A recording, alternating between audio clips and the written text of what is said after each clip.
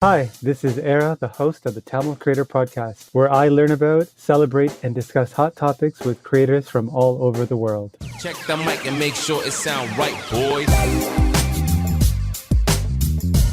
We are chatting with the three women behind Amutha Learns. They are Manju, Sharannya, and Supanki. And I'll let them kind of quickly introduce themselves. Hi, this is Sharannya. Thank you, Ara, for having us. I'm from an HR background, and Amutha Learns just collectively came together from three friends because we share the same passion. We're happy to share that journey with you. Hi, my name is Manju Ravindran. I am in the IT profession, and I work with the banks to do IT delivery projects. Hi, Era. I'm so excited to be here as well. My name is Supanki Kalanathan, and in terms of my profession, I'm a government lawyer that works for the federal government. Awesome. Well, thank you guys for introducing yourselves for our listeners. Might be one, might be five people, but there's going to be listeners. The reason I'm having you guys as my first podcast was, I think it was great timing, as we kind of delve into what Amutha Learns is and what you guys have been up to. But it's really great that you guys, like I said, took an idea that was in your head maybe 6-7 months ago, then you turned it into Kickstarter with the goal of $25,000, and then I think less than a month you surpassed that, which is like crazy. Like it's really hard to have a successful Kickstarter campaign, especially around what you're building. I think like a year ago, something like what you guys are doing would be unheard of. So I thought it was amazing. And obviously I've been working somewhat with you guys as kind of like you said, a sounding board. And I thought it'd be kind of a great way to kind of delve into your story and kind of let you guys, tell your story while I ask my million questions. And hopefully people out there are kind of inspired and maybe they want to start a Kickstarter campaign or they have an idea like yours that they might have had sitting in the back burner. And we'll use this kind of conversation as inspiration for that. So I'll jump into the first question, which is, what is Amutha Learns, and kind of tell us or tell people why you guys decided to kind of, create, the story. So I can go. Amutha Learns is a project that we wanted to do two things. One is introduce relevant books for Tamil children, and sort of that's how it started.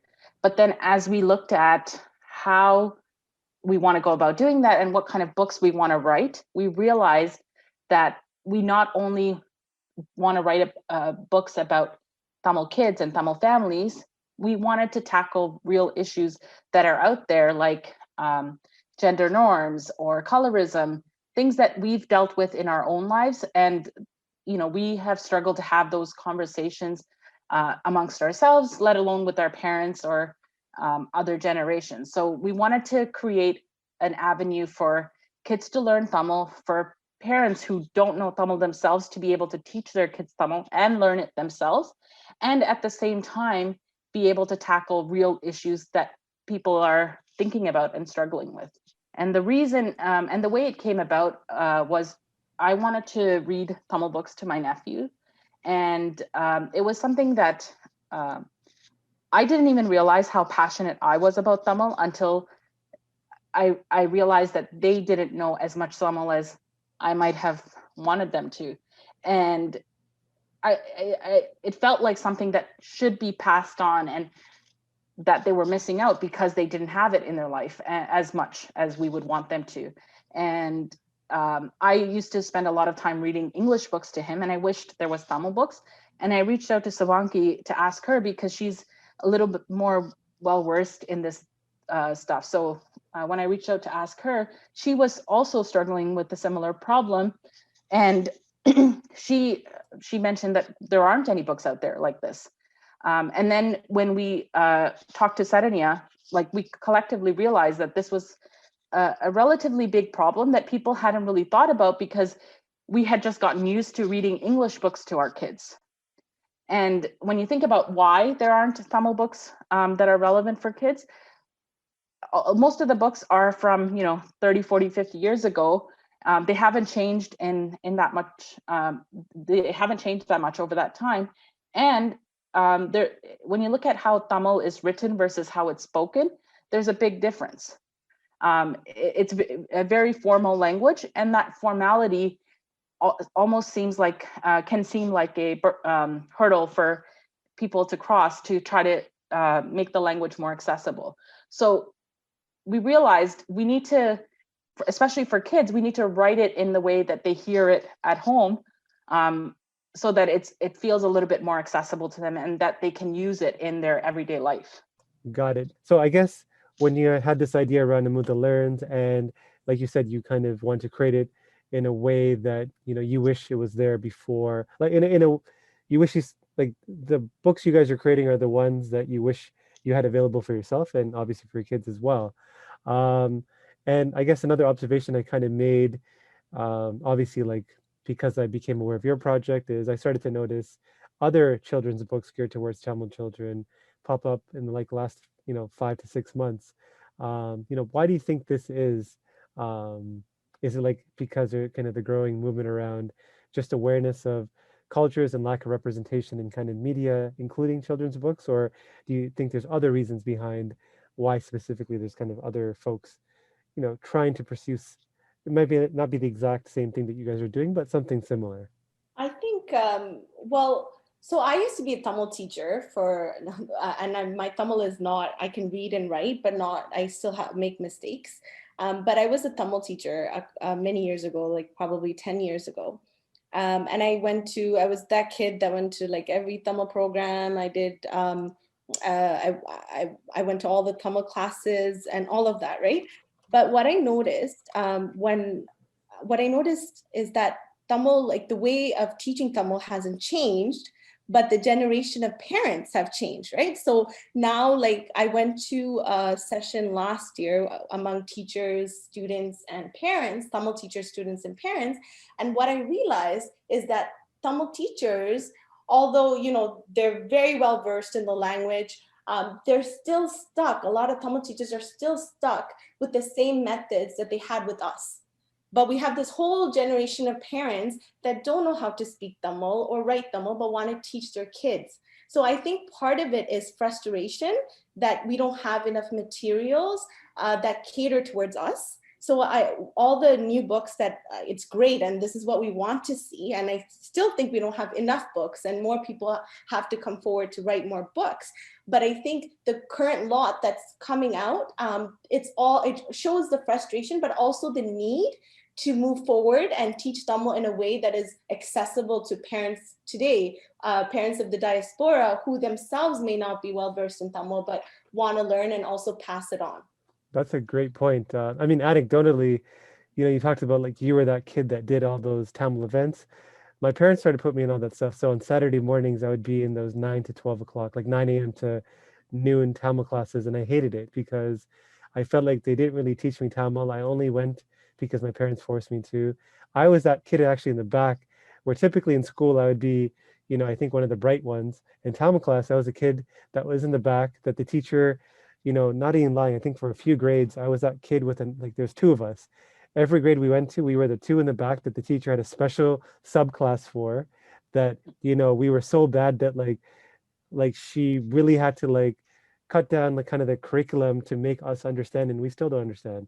But I think it all comes down to motivation, because my wife, who didn't speak Tamil at all kind of growing up, even though her parents are both English to Tamil translators in the courts, she really wanted to learn Tamil because she wanted to like speak to my mom, and also like, if we ever had kids, to kind of pass it down to them.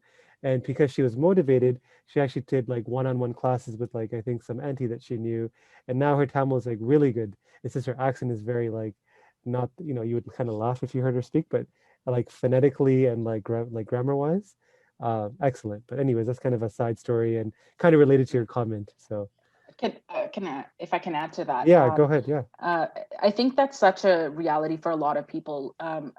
My cousin, and actually she's friends with all of us, when she went to Tamil class, I remember that I think she went in grade 4 or grade 5, and she didn't know any Tamil. She didn't know any of the alphabet. She didn't know any words in terms of writing. She understood some when you spoke to her, but she didn't understand in terms of reading or writing. And it's really hard because for the Tamil teachers, because they're trying to teach at a grade 5 level, and for the kids, because they don't know anything to be at a grade 5 level, so where do they start from? And you'd think that that's a problem that they would have tackled by now, but in fact, it's same thing happened to one of my friends whose son went to try, she tried to send her son to Tamil school because she wants her son to learn Tamil, but she sent him in grade 2, and it was really hard for him to keep up with the class, and the teachers were getting frustrated because he didn't know the letters. But that's the reality we're dealing with. And also, I think in our generation, not gender, but identity itself is something that we've all had to tackle. Are we Tamil? Are we Canadian? Are we Tamil Canadian? And most or many Tamil people across the world, especially living in the diaspora, have this struggle. And I think that's another thing that people have to figure out in order to really embrace Tamil language and the culture. So it's something that I think is a more complex problem than we've actually tried to tackle in this way. And if I can be honest about, for me at least, what really motivated me even more about this project was the George Floyd incident last year. And when Black community came out and started talking about the challenges and the issues, it made me realize, that lack of representation is something that we struggle with as well. Even though we have Tamil movies, when you look at actresses, we don't see Tamil actresses as much in Tamil movies. We don't see Tamil faces in books all the time. It's usually characters that look Northern Indian and or very fair. So there's a certain look and feel to everything that we experience, and so that's another added layer to why this became so important and relevant to us. No, that makes sense. And also, like, I guess, the theme of kind of the podcast that the Tamil creator, is that, the discussion is on kind of creating. So creating is a very open-ended term. There's a lot of things that it could apply to. But I guess with this specific instance, I think creating anything new is super hard. Like just taking an idea and turning it into kind of a reality, which you guys have done. Can you guys quickly, or anybody wants to kind of quickly outline some of the steps you took to actually turn an idea into something tangible, like you guys have done? Hi, Tara. So first step we took was this book. Basically, like, we were trying to figure out how and where we can get it. And we were very fearful to like, if we do this, how is it going to work out? But initially it just started off as like a small project just among our friends, like, yeah, at least within us. Let's just get something out of the way. But then it just, time goes by, it just became something really big and something of more of a movement, I would say. So little steps that we took is, we tried to, this is all new to us. Whether writing the book took a lot less time than just trying to actually get to it. So we were very conscious about making a book that was very relevant. So we took the time to look for our illustrators. We took the time to really look into other publications. So and then we reached out to you, and then you gave us that idea of Kickstarter. So that really opened a lot of the door for us with Kickstarter. And so each steps we took a lot of the time just to understand the process. Yes, took a little time. So this is, when you look at it, it was actually a 2-year project. So it wasn't conveyed within the COVID time period. It was actually a lot more back from that. And each step took a lot of time, and but it was worth it. And we really want everyone else to be able to see that, if we can do it, everybody can do it, because this is a new venture for us. We really want people to be out there to just go and do it. Just don't worry about what, if you're fearful or if you don't know if it's going to work or not, just go ahead and do it. And what we learned is that if the product and everything is really good enough, our community will definitely support.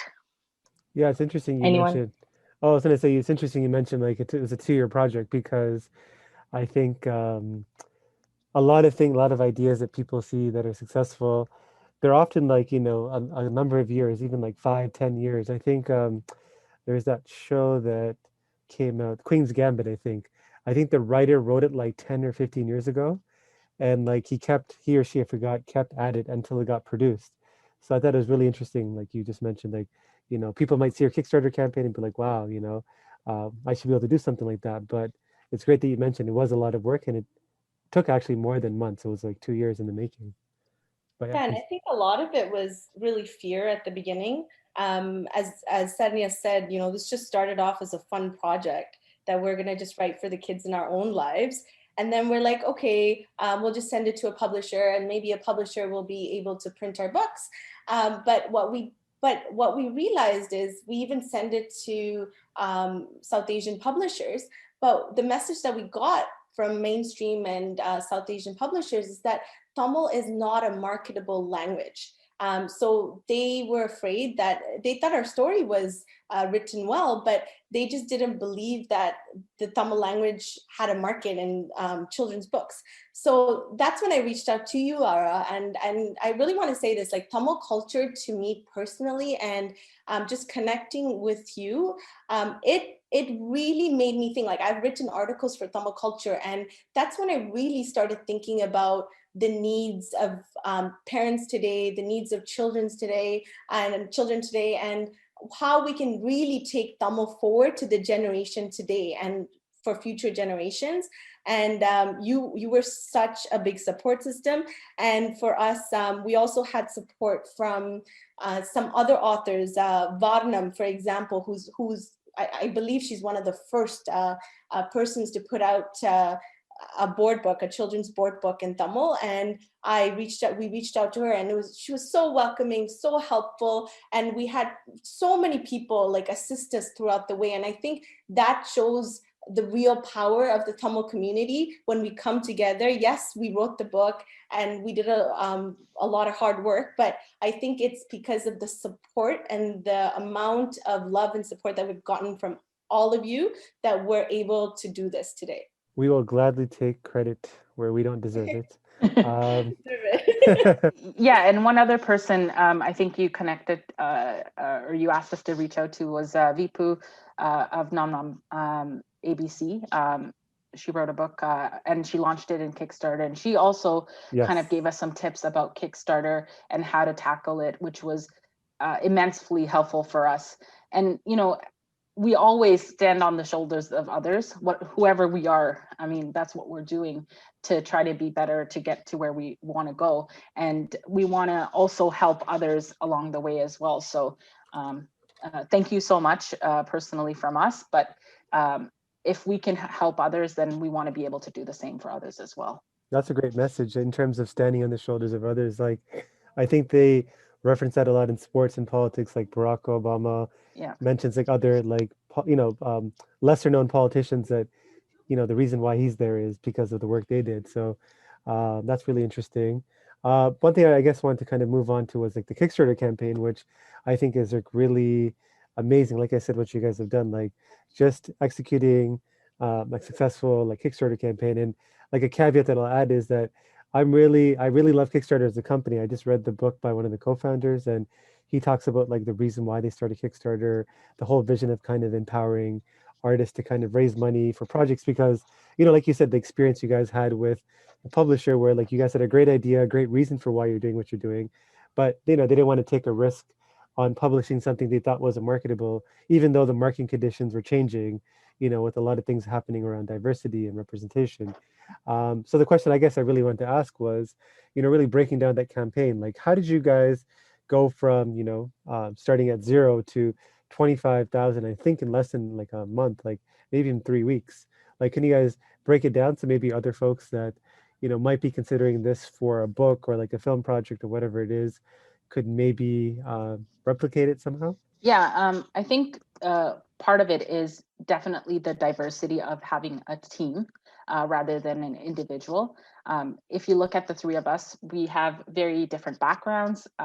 We also have very different experiences with Tamil and how much we embrace Tamil, but also in terms of creativity and experience with social media and doing this type of work. So I think that really helped us a lot to be more creative and to research a little bit more about how to do it, and try to do things in a way where we create the market. And one of the things we realized upfront was that we needed to help people see the problem, because not everyone had realized that this was a challenge and a lack in the community, that we didn't have enough books for Tamil kids. And there was a generation of parents that didn't speak Tamil, didn't write Tamil, but wanted to teach their kids Tamil.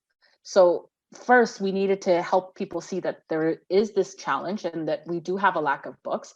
And second, we needed to make a case that we should be the people that would be able to help with that. We were also lucky in that, Sharannya is very artistic and has a artistic eye towards things. Supanki is experienced. She has another social media account where she's the creator of What the Potu. And so she does a lot of history research and writing around that. So she had experience with social media. And because I'm in technology, I had a little bit of experience with that. So, that's how we kind of approached the problem, not just from a marketing perspective, but also from an informational perspective. And then it's really reaching out to people in the community and asking for help and support. And I think we built out a campaign before we launched the Kickstarter. So the Kickstarter page itself is sort of like a delivery method, where they can pre-order the books. But all the work before Kickstarter, that is what really helped us create that customer base, that presence and recognition with the community. So it's a lot of it is our own diversity and the support from people around us who really believed in what we were doing and wanted to help. We also did like some promotional videos. So it was just around the holidays. So that really gave us a really big boost. If you go on our IG handle or our YouTube, it really showcased the family oriented, just that holiday feel. So I think that really got people excited for our book pre-order launch. So we looked at different venues. So we reached out to Sky Mist Films. He was such a great, he's just starting his own, but his work is very, very professional, and we really think he's going to go really far. So he had a really good eye on how to bring our product, give us that little sneak peek to others, and people are really excited. So in terms of like social media, it's all new to us. Yes, we can be a little creative, but really going in there and Instagram is such a huge platform, and how we started off at the beginning versus now. So we really learned a lot along the way. Shout out to Ravi and Annette, who are the stars of that video. No, those are some great insights. I mean, I guess I always like to ask, because you guys ran this campaign so successfully, and there's probably not a lot of room for improvement, but if you had to do it all over again, this Kickstarter campaign, is there anything you guys would change? I think we would plan it a little bit better so it fits our schedule and we have a life outside of Amutha. I think we could be a little bit more organized, but it's also because we're learning from scratch, right? Like we don't know anything about this. So all of this is new. But I think what made our campaign successful still is the same thing. We still planned well. We could have done it better, but we still planned well. And I think for those listeners who are thinking about the Kickstarter route, one thing I'll say is that, don't think of the Kickstarter as the beginning of your marketing campaign, but think of it as kind of like your end of your marketing campaign, but the beginning of your product. So market your through Instagram, through social media, if it's a Tamil product, reach out to Tamil media, reach out to different people in the community, keep talking about your book, no matter who you meet. and or your product, and talk about it. And we even did things like focus groups of various influencers and got them together. We did rounds with our family members about the artwork, and we did questionnaires. So all of that, like, we kept doing all of these different things to understand the pulse of our audience. So I think all that marketing techniques, use it before the Kickstarter campaign, and invest a little bit of money before, if you can, with things like, you know, having a good videographer take a promotional video, because I think that promotional video, as Sharannya said, that really boosted our product and made people understand, and also connecting with Tamil culture and other influencers also helps, right? So get people talking, connect with people, and then you do your Kickstarter. And our artist, Priya, she is amazing. And I think her artwork just, when people just seen her artwork, like, they just fell in love with Amutha. But it's all of those things, right? Like, plan, plan, plan. I also like kind of tracked, I guess, when you guys started, so September 2020, and then you guys were like about 1,600 followers, which doesn't sound like a huge number, but because of kind of how Facebook and Instagram now work versus like say 10 years ago when like organic growth is very easy, I think that's like a really great number because of how kind of engaged people are. So how did you guys kind of manage to achieve this? Like, what are some of the tactics or strategies, I guess, you guys use to kind of build up your social media following? I mean, I can go, I guess. In terms of social media, we wanted to make Amutha relatable, and we didn't want to make it about just the book at the beginning. So we were very clear, because we thought, okay, we have, you know, we may have people, adults, who want to learn more about Tamil, want to know more about history of Tamil or the different social issues of being Tamil. So we said, you know what, since our book is about one, learning Tamil, and two, about addressing some of the social issues that the community is facing, why don't we talk about those things in our social media page? And I think that's what really connected people to Amutha, and the relatability of the page really made a difference, I think. And I think when we really started getting a lot of followers is when we launched our logo. So I think our logo was a big hit, because we really researched about the history of Tamil, and we realized that, you know, why Tamil has survived for over 2,000 years is because it just adapted to the needs of its time. So our logo, if people read, there's a letter in our logo, and if people read that letter, 90% of the population won't be able to recognize that letter, because it's a former script of the modern day Anna. And when we look at why that changed, it was a simple reason. The people of that time, the Tamil people of that time, just couldn't write that properly. So they just changed it for that simple reason. So we used that logo, and we taught people about what, you know, about the evolution of Tamil and the need of why we're doing what we're doing. Because a very unique thing about our book is that there's only one word on each page that's Tamil, and everything else is in English. So, but it's a category of words. So our first, because it's a series, the first book is about relationships. And the reason why we made it just one word per page and the rest of the language is in English is because we really wanted those who don't know Tamil not to feel overwhelmed by the number of words, but have enough Tamil vocabulary to be able to relate and to be able to remember and to use that in their homes. So we were kind of scared, because we thought, you know, Tamil scholars or Tamil teachers may get angry at us for combining English, but we used our logo and said, hey, look, Tamil has survived because of this. So this is the time to make changes. This is the time to say, okay, you know, for the diaspora, there's a need to add English to gain some interest and for accessibility reason. So why not? So that's how we kind of justified it. And I think that was a huge hit on social media.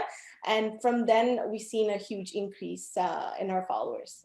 That's really, oh, sorry, go ahead, yeah. Sorry, I guess the other thing is that idea of inclusivity is something that we were really passionate about because of the people in our own lives and how well they knew Tamil. our cousins, our friends, and people around us. So we really wanted to make Tamil as inclusive as possible, and that idea of inclusivity, we wanted it to be in every avenue, like whether it was social media, whether it was in the letters we wrote to people, or even on our Kickstarter page. We really wanted to infuse everything we did with that. And that's not something that's easy to do, but often we would even debate with ourselves, like, are we being inclusive enough? Where can we do better? And I know there's so much room for improvement when it comes to inclusivity, and we could do better, but sometimes it's hard to take up something that, that's tough to do. And people sometimes give up because, can I be inclusive enough? Am I good enough to do this? And for us, we said, yes, we are. And we're going to try, and maybe we'll make mistakes sometimes, but we're going to try to get past that. And infusing that even in our social media made us, I think, relatable, and that message was much more authentic. Yeah, I love it's really smart idea of kind of incorporating a lot of English and kind of having select themes around which Tamil to use in books. I think it's really smart. I think in analogies, and for me, the analogy that's similar to that, which may not make sense, I don't know why I went there, but Impossible Foods, in terms of what Impossible Foods is trying to do with, meat consumption, where they're making food that tastes like meat using, like non-meat products, but it's kind of a good transition. There's a group of people that want to not eat meat, but there's not products that taste like meat that are vegetarian or vegan or whatever. That's So right. so I think it's very smart to kind of incorporate English, which is what a lot of us as, I guess, second generation know well, but we also have a thirst to kind of learn Tamil and kind of learn our heritage and learn our culture. So I think that's a really smart strategy, especially considering like it's kids. So if you expose them at a young age, by the time they get older, it's kind of second nature to them to kind of be comfortable in their own skin and in their culture. So Exactly. another question I want to kind of ask is like a statement that I kind of make, and I kind of debate this with a lot of people, is social media. So I personally view social media in a positive light. So how I look at it is it's a tool that can be used for good or bad. I don't think social media itself is bad. It could be used for bad things. So it's very similar to, like, say, a car. Now, do you guys disagree or agree with the statement? I think it's a lot tougher when you're talking about kids, and people have strong opinions one way or the other. I know that my brother doesn't necessarily want to have his kids pictures on social media, or have their images on YouTube and things like that. Obviously, because of COVID and some of the challenges, he wanted to support our project, and that's why he was okay with doing the video, promotional video for us, and his kids were in the video. But it is a bit scary to think about what happens with kids' images once it's out there. And I can totally understand people's struggles with that. And I don't have kids myself, so I can only speak to my brother's experience, but I know they didn't really want their kids having any time on like iPad or laptop screen time before the age of 2. But at the end of the day, my personal opinion is it's up to each parent to make that decision for themselves, and whatever they're comfortable with. And there's no judgment. It's whatever the parents are comfortable with. That's what's best for their kids. Yes, I'll add to that. So many things, like not just social media, right? Like so many things out there has its goods and the bad. So it's only us as the older generation adults, we would be the one who would foray to say which is right and which is not. I took the steps to follow Sumanki, actually, to not show screen time. I have an 18-month-old, and she does not know anything about TV or iPads as of yet. But I can't help later on in life if they want to go ahead and do it. So it's only up to us to limit what's right and what's wrong as much as we can. But I think right now we used our social media to our own benefit, and we really tapped into that market. Because of that support, we were able to be here, be successful in our campaign, because of that. So it's really about finding the positivity in anything you do, not just in social media, with anything. Just find that positivity to do it, and continue on with that. And I think there's a lot of guidelines out there for parents. And I attended a lot of parent sessions prior to even having my child. And there's a lot of things, podcasts, a lot of information online about screen time and how much to engage your kids and how useful social media can be. But in terms of what to do and how to limit it. And I think what's great about social media, and especially some of the Tamil pages that are coming out, is that you can talk about it at home with your family and with your kids. So whether it's Amutha or especially my other page, What the Putte, because it's a historical page about really how religious practices have evolved. I talk a lot about, for example, colorism and how it's evolved religiously.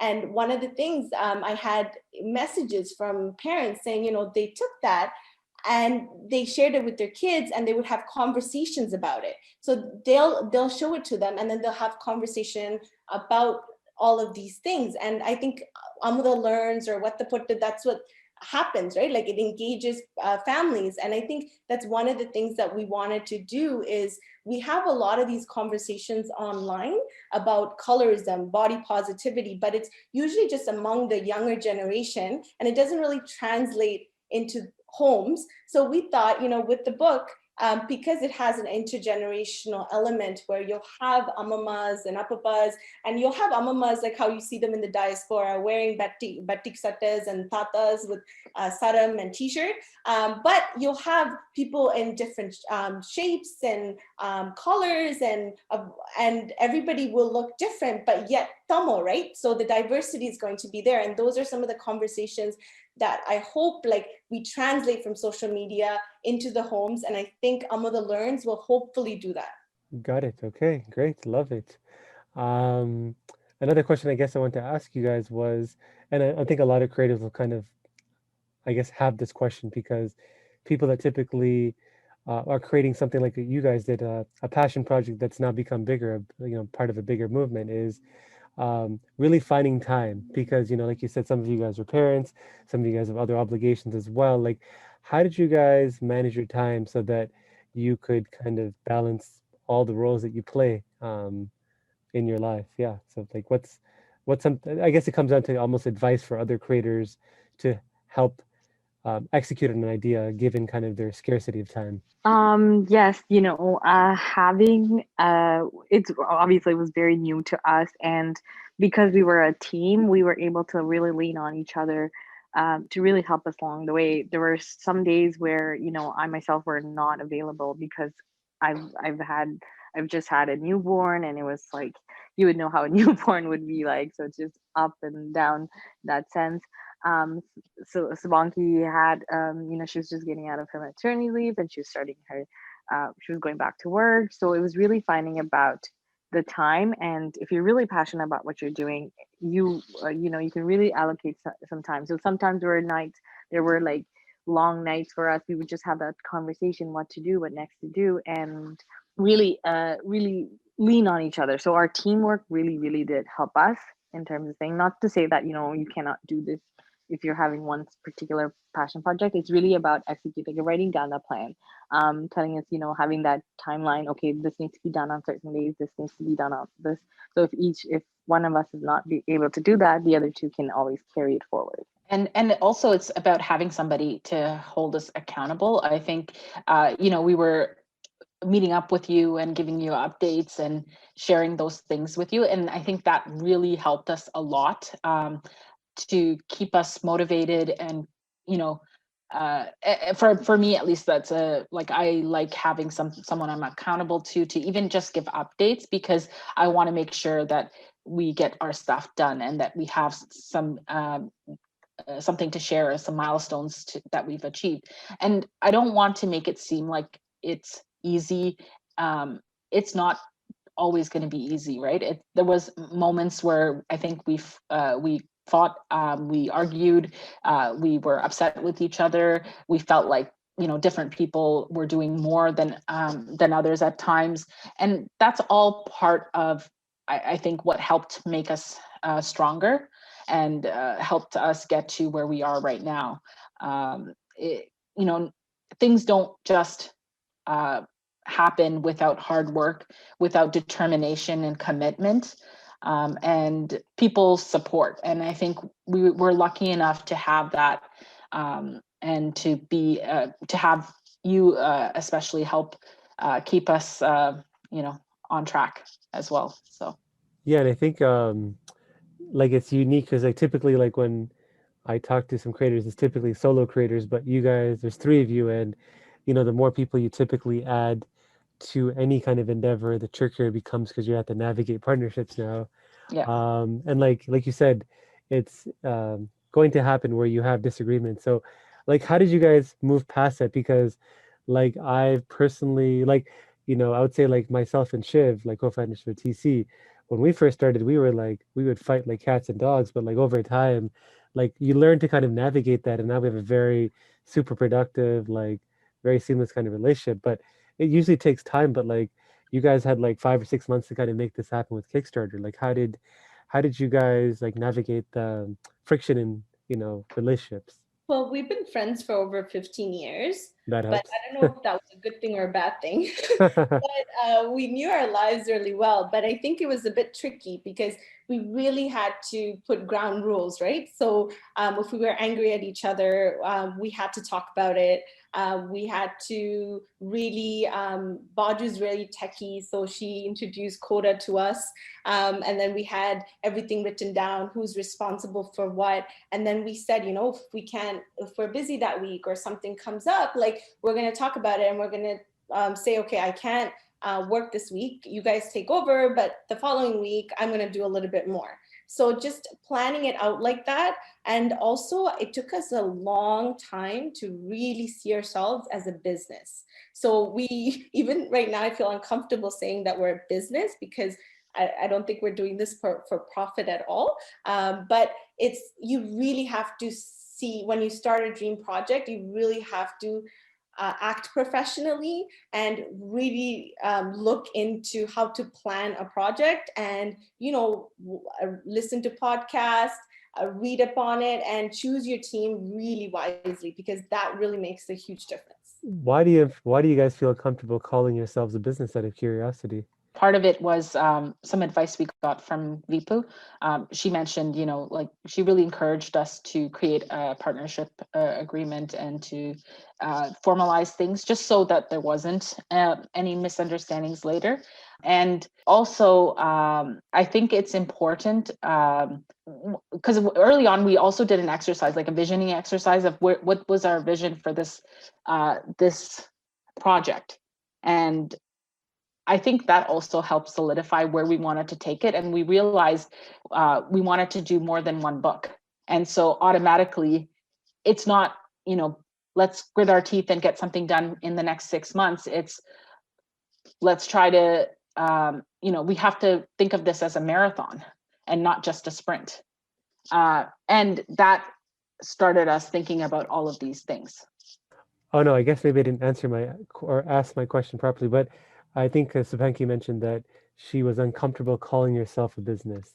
I was just curious why Oh, she was uncomfortable calling like Amutha Learns and kind of the series you guys are building a business because oh, okay. that's I see sorry, where you're going. yeah, I was just curious. Okay. I think part of it is imposter syndrome, Ada, to be honest. It's, I think a lot, even for myself, there's been times where to just say, I'm a co-author of a book, that feels very uncomfortable because who am I to be called an author? Who are we to be business women? And, you know, what will people say? Are we being too arrogant? Are we trying to be something that we're not? And I think that's something a lot of people might struggle with and identify with, and it's something that we struggle with too. And you know, while we're successful in our professional lives, in different things that we're doing, it's still something that we questioned and struggled with. And I think for me personally, I still feel uncomfortable sometimes to say co-author, co-creator, a businesswoman. And I feel like, somebody's going to jump out and be like, call me out on it. But I think it's also important to realize and acknowledge that's what we are. And that's what we're trying to do as we're talking about it. And I think I want to make sure people understand, we're not always comfortable doing these kinds of things, and we're pushing ourselves out of our comfort zone because this is a project we really believe in.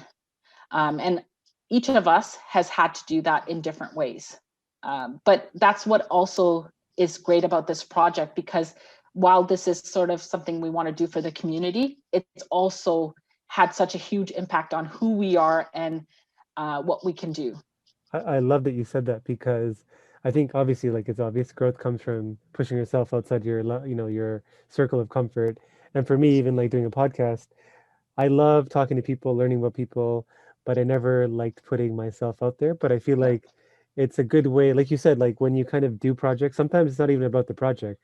Sometimes Yeah. the metamorphosis or change actually happens in you, and you can kind of take that and do other things with it. But so I really like that you said that. The last question around kind of specifically Amutha Learns, before I kind of jump into more of a speed round, is, if you look back 5 years from now, what's kind of the legacy you're hoping to kind of leave behind with Amutha Learns? I just want to add something, and Sure, about the question before, but I think it also fits this question as well. sure. Is that, even doing a Kickstarter and introducing it really to the Tamil community is very tough, because we don't have the book published, right? So we're asking people, trust us and pre-order our idea, and trust our idea and pre-order the book. So you wouldn't believe this, but I was actually at an event, and I was talking about the book, and somebody, like an older person, asked me, oh, in the picture எடுக்கிறீங்களா? Like, are you begging for money?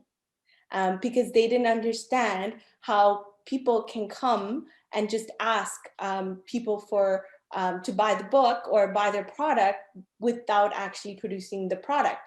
And I think, and then the next question was, so where is this money going to? Like, is it for yourself?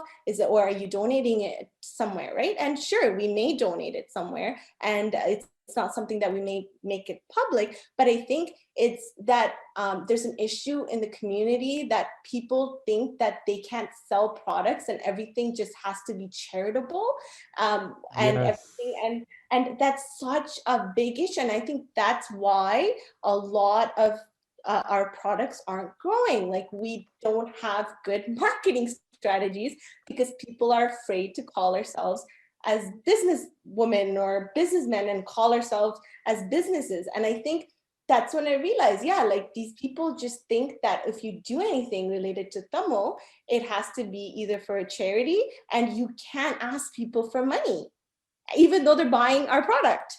So I think and that's when I realized the power of Kickstarter. And I really hope more people get inspired to use Kickstarter, because why we don't have enough books or enough other Tamil products is not because we don't have neat ideas. It's because some people really can't invest 25, 30, 50K into a product, not knowing what the market is like. So I think this should really, like, the younger generation should really look into this, and don't be afraid to ask people for money, because you're selling a product, and be proud to call yourself a business. And I think that statement from that person really made me realize what the issue is with our community. Absolutely love that answer, because we get the same thing when we started Tamil Culture. They're like, "Are you guys a nonprofit?"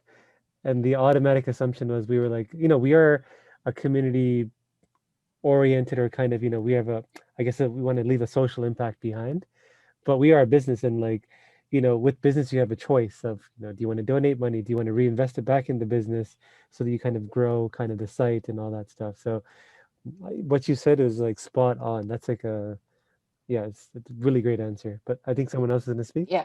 Yes. Yeah. So when you think about the impact you want to have, I think a lot of it is captured by the video Nanam Tamildan. We really hope that people feel like they can be a part of Tamil whether they speak Tamil, whether they read Tamil, whether they look Tamil or act Tamil, whatever it might be, because in this day and age, we're part of many tribes, and we can identify and choose to identify with many things, and many cultures and communities. And so, to identify as Tamil is a choice that people make. And we hope that people feel and want to make Tamil that choice. And we hope that Amutha Learns helps them do that and helps people learn Tamil in a very accessible way. Yeah, I'll add to that. We really want, especially kids, they're so, very good at grasping things. So just to really ingrain into them that, Tamil is just, it's a great part of their identity, and they shouldn't be ashamed of it. It's just something that they can be proud of. And we're at that stage, we're very open to, different cultures, different genders. There's so many out there. So not to be ashamed. You don't have to be, even if there's other cultural, because we live in such a multicultural country, to be proud of who you really are. Like, just get whoever you are, just be proud of it. So this is just one step closer to that goal. Love it. And Love it. Amutha is really a 6-year-old girl, and it's about her journey. And so the first book is about relationships, and the second book will be about something else with Amutha. So we wanted Amutha to be like how Dora is for kids today, right? So we wanted kids to and parents to feel that they see themselves in it. And we don't have many, I don't know if we have any children's book, Tamil children's book that depict the lives of the diaspora. And a lot of times, we talk about, our culture back home, or we talk about the Canadian culture, but we don't realize how beautiful it is to be Tamil Canadian and the lives of the diaspora. So our books will reflect the lives of the diaspora. We'll have Appa in the kitchen, and the kitchen will be modern, but we'll have Appa making murukku with Amutha, and that also shows, challenges the typical gender norms that you'll see. You'll have Appa being lighter skinned than Amma, which is, again, something that the Tamil community can't comprehend in movies, or they don't see it in other places. We'll have Anna doing better than Natyam in his dance class, but we'll show everybody else is girls, but he'll be there showing that, you can be whatever you want, and challenging societal norms. So we hope, because growing up, we didn't have any of this. And the person that I related to the most was Pocahontas when I was growing up, and then I was traumatized by the history of her later on. But I think my son and Sharanya's child and Baju's nephews, I think they can really benefit from it, and I really hope like Tamil children really benefit from this, not just about the language learning, but just to be interested in their identity. And I hope that's one of the legacies that we leave forward. And also, we also collectively called ourselves the Fearless Avayar. So Avayar was a Tamil famous poet, but who written numerous things, numerous Tamil literature. And what we realized is that it's just not one woman, it was multiple women. So we thought, okay, why don't we call ourselves Avayar, and let's call ourselves Fearless Avayar, because Tamil women are fearless, and we're gonna challenge the norms of our society while celebrating the great things that our community has to offer, and our history and our heritage. And through this, we hope people just start loving Tamil and its culture and themselves. Now we're going to kind of move on to more of like kind of a speed run, I would say. So, what is either your favorite book, either a favorite book or like a podcast that's had an impact on you, maybe through this project or just in general, kind of around the whole creating process? For me, it's Jay Shetty's podcast. So Jay Shetty, I found him when I was going through a tough time in my life. And I would say that he's the one who helped me deal with whatever that I was going through, and really improved my mental health. And also my creative side of writing Amutha Learns, and I gained all that insight through him. For me, I don't think it was a book or podcast necessarily, but I think just seeing different people go outside of their comfort zone and try to do projects and that they were maybe not necessarily comfortable with, kind of inspired me to try to do the same thing. And I think I've always been interested in people's stories, and so just learning about different people, and just like you, when you read the book about Kickstarter, just learning about people's stories and their motivations, I feel very inspired by that. So that's what really impacted me. Um, I would say I honestly I like to listen to music. That's my main that's where I get out from this world. Podcasts, usually sometimes I do listen to it, but I haven't really gotten myself too much in there. But now that you're starting it, maybe I can start listening to some from now Yeah, on. yeah, yes. um, Please be but my like first I like subscriber. yes. I like to think of like books. I love reading books, and it's always about you know, going into another. It's like, you know, a different world. It's like something. It's very adventurous. It's like not even reality. So it's more of like living in that dreamland. So really getting myself away from it. So, but I'm more of a dreamer. So it's just like trying to put myself into getting that started. It's having that close friends and family to really boost it up. That really helps. I'm a huge dreamer, but really get myself starting it. I have such a hard time doing it. Sorry, got it. I guess the second question is somewhat related to the first one in a way, but like what is I guess a new belief, behavior, or like a habit, something that you do that kind of has improved your life in the last couple of years? For me, I think this concept of learning to love yourself um, ha- has made such a huge impact. I think, you know, often we're very critical with ourselves in such a way that the criticalness prevents us from trying to get better. And, you know, learning to love yourself means not ignoring the things that are critical, you know, that may be negative about you or things that you need to work on. It's acknowledging it, but acknowledging that it's okay that you have these areas of development that you know, and loving yourself despite that. And I think, I know it might seem like an odd concept, but it really helped improve the way I not just approached myself, but also approached other people, and learning to be less judgmental. I think it's often when you're judgmental, you're not just judgmental about yourself. You sometimes can be judgmental about others, but just realizing, no, being critical is okay, but being judgmental is not, and trying to be better at that for yourself and others. That really helped me. I think For myself, postpartum was, or even like during pregnancy, it really took a toll on me, like mentally. Just being not okay is something that I eventually said, you know, it's okay not to be okay, and really seek that help, and really know your limitation and act from that. So really taking care of yourself, your mental health was such a huge thing for me during like pregnancy, even like postpartum. So that really did change my aspect of thinking and the way of life for sure for me. So it's again like it's okay not to be okay, and really seek the help that you need, and just know your limits, and then be like really look after your mental health was very important. And I think I can just add to that, because that's exactly what I went through as well, especially after having my son. And I'm a very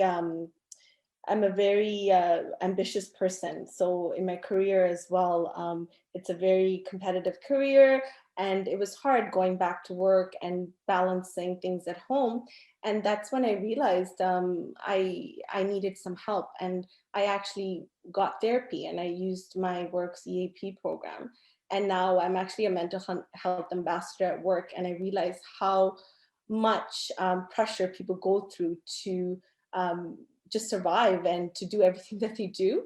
And I think the biggest lesson I learned from my wonderful therapist is that you can do anything you want if you at the same time, because I thought, okay, now that I have a child, I have to focus on my child for 5 years and I can't do anything else.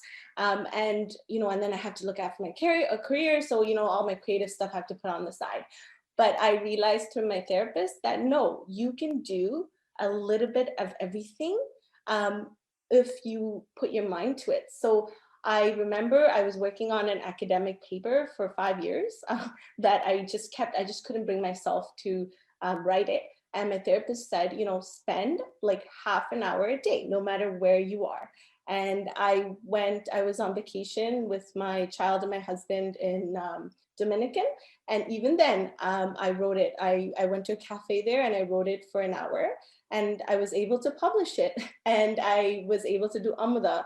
And I'm able to do other things now and handle the daily stress at home pretty well. Like sometimes I crash, but I think, and as Sharannya said, like to accept that it's okay to crash, it's okay to cry, but you can do whatever you want if you plan well and if you take care of yourself first. Is such an important thing, especially with, I don't think we talk enough about postpartum depression at all, but I think it's a very important thing. And I think as equally for men as well, you think men don't go through it, but that's something that our community have to talk about a lot more.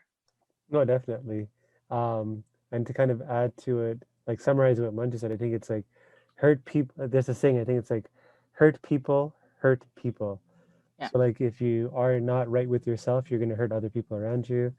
Or similarly, like, you might have people in your life that you don't know why they are the way they are, but I guess like kind of tacking onto that, I think empathy really helps as well. Yeah. Because you don't know what other people are kind of going through. So that's kind of great that you guys brought those points up. And kind of the last question, I guess, to kind of end off our discussion is, Sharannya mentioned kind of being a dreamer. And like for me, I like to, even if you don't hit those dreams, kind of thinking big. So my big question I always ask to people is, if you were given $1 billion, how would you allocate that money to change the world? For me, it's about education. I've always been passionate about education.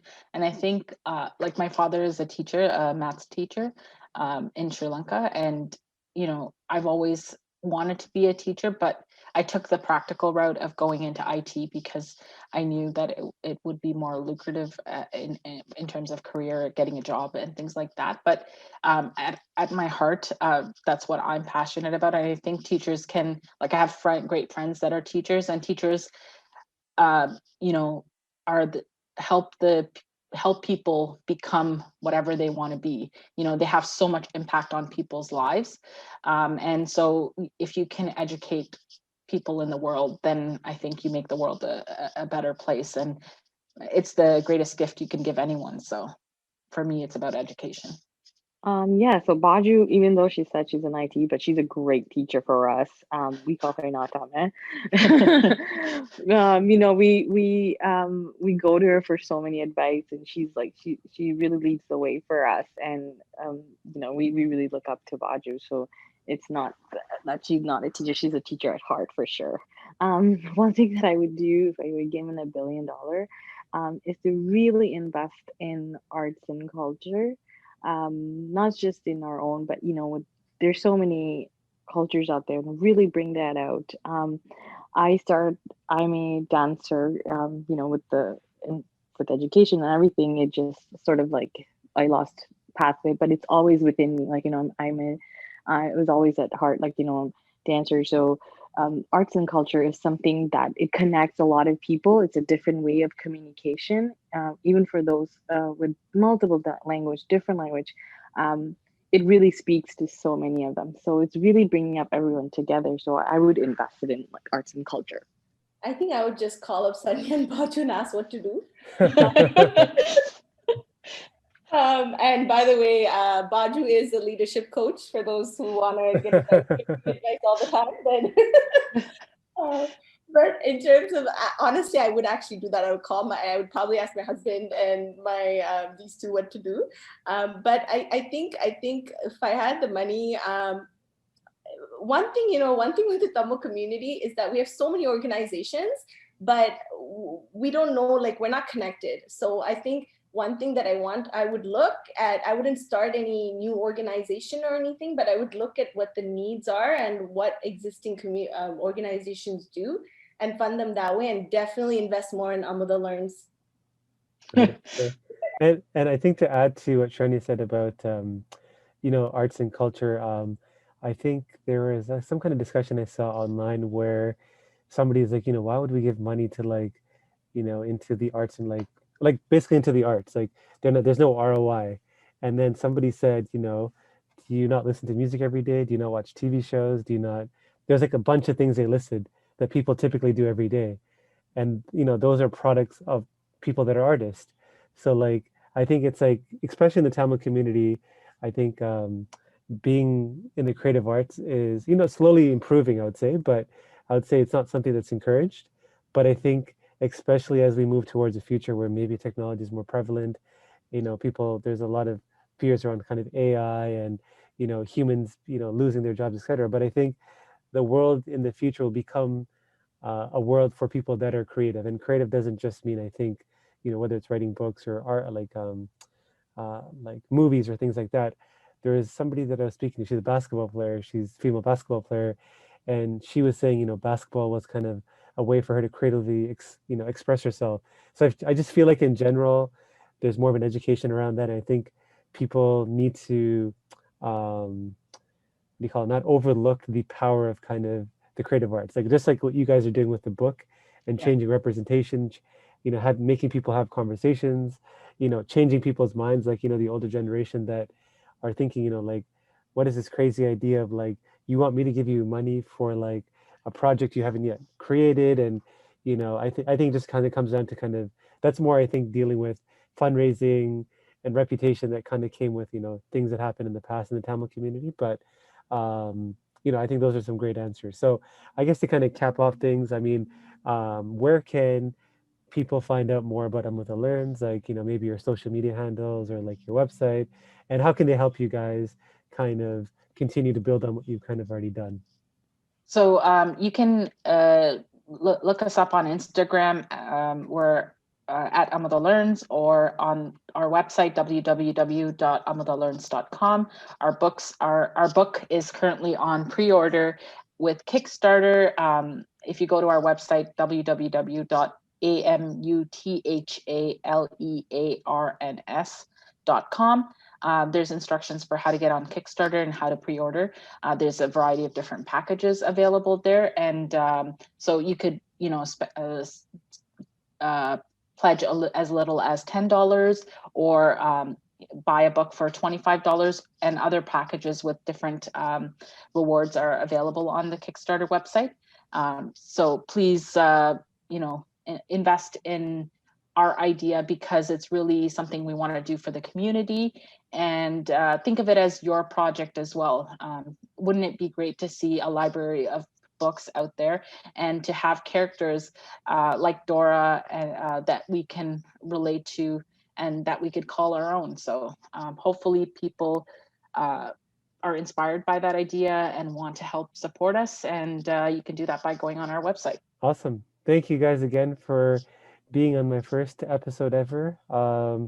And yeah, look forward to kind of seeing, the future books in Amutha Learns, and hopefully have you guys on again in the future. So thank you guys, I guess. And we want to thank you so much. I think every project needs somebody like you to not just affirm that they have a good idea, but to be there as a support throughout the process, and for being our marketing partner and really helping us get the idea out there. Thank you so much. I definitely feel like we wouldn't be here without your help. So thank you, thank you, thank you. No And problem. I just want to also add, as Baju said, we've personally learned a lot from you. And one of the biggest lessons that I learned from you is not to feel shy and to keep messaging people and connecting with people until they give you an answer. It's okay if they say yes or no, but to keep connecting and try different avenues. And you told me that when I was feeling a little down. So that really, really resonated with me. And I really want to thank you for that. I think that I aggressively started marketing more after that comment from you. No worries. I think persistence is an art. My wife always tells me, because sometimes I show her some emails that I sent where like I've been bothering somebody for like a year and I finally get an answer. She's like, you're the most persistent person I know. I was like, yeah, it's, they probably think I'm annoying on the other side, but I always try to get a yes or no and then I move on. Mhm. So, Yeah, um, it's definitely before we would just ask our close friends and family. So for this, we were like, okay, let's ask, and it's okay even if they say no, it's fine. But I guess we were afraid of that answer no, so we don't really ask. But now it's just to be like, okay, if they say no, it's no, but at least they give us an answer. So if you, we really learned a lot along the way, and you've been such a huge part of Amutha Learns, and um, so yeah, thank you so much. no problem. I guess one piece of advice I would say is for your kids, if they want to have that callous of being, not being not being afraid of no's, is get them to work a sales job when they're really young, whether it's like inside sales or doing phone calls. If you Yeah. have to make, I used to like when I did those jobs when I was younger, you have to make like 100 calls a day. Usually, like maybe 50% don't pick up, and the other like 40 of them would maybe yell at you or swear at you, and maybe 10 people would be nice to you.